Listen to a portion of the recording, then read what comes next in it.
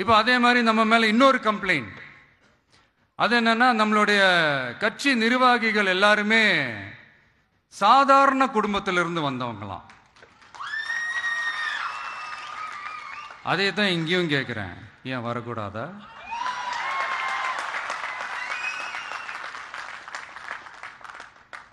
சாதாரண குடும்பத்திலிருந்து வந்தவங்க தான் பெருசு பெருசா சாதிச்சிருக்கிறாங்க. இன்னும் சொல்ல போனா நம்மளுடைய கட்சி எளிய மக்களுக்கான கட்சி தானே. அப்படி இருக்கும்போது நம்மளுடைய கட்சி நிர்வாகிகளும் எளிய குடும்பத்தை சேர்ந்தவங்களா தான் இருப்பாங்க. நம்மளுடைய கட்சி ஒன்றும் பண்ணையார்களுக்கான கட்சி கிடையாதுல்ல.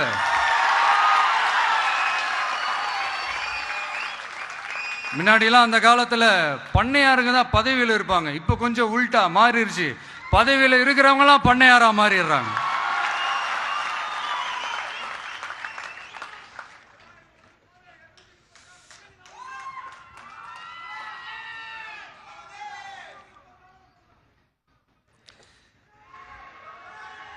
மக்களுடைய நலனை பற்றியோ, நாட்டோட நலனை பற்றியோ, வளர்ச்சிகளை பற்றியோ எதை பற்றியும் கவலைப்படாம பணம் பணம் பணம், எந்தெந்த வழிகளில் எந்தெந்த ரூட்லலாம் இப்படிப்பட்ட இந்த மைண்ட் செட் உள்ள இந்த பண்ணையார்களை அரசியலை விட்டே அகற்றுவது தான் நம்மளுடைய முதல் வேலை.